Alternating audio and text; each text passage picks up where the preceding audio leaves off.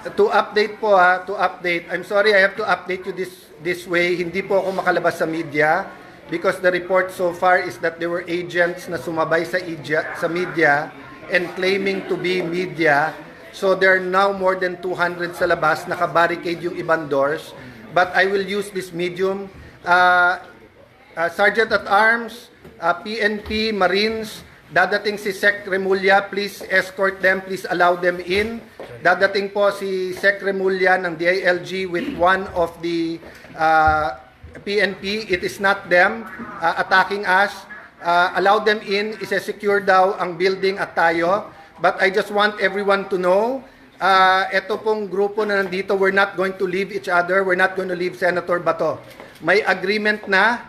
We're still looking at the Supreme Court decision but his legal remedies have not been exhausted.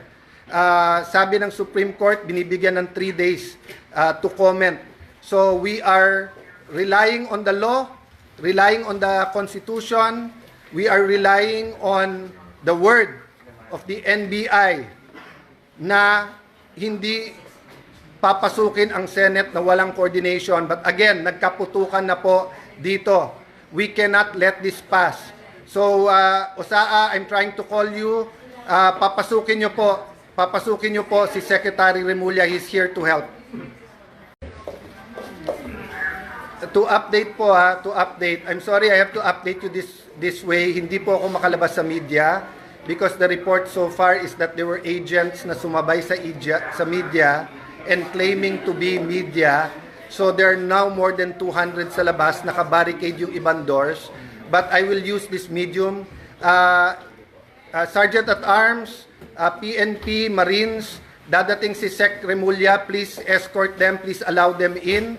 Dadating po si Sec Remulla ng DILG with one of the PNP. It is not them attacking us.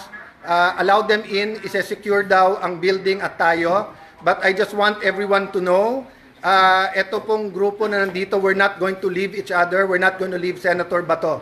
May agreement na, we're still looking at the Supreme Court decision, but his legal remedies have not been exhausted.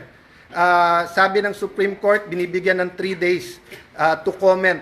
So we are relying on the law, relying on the Constitution, we are relying on the word of the NBI, na hindi papasukin ang Senate na walang coordination. But again, nagkaputukan na po dito.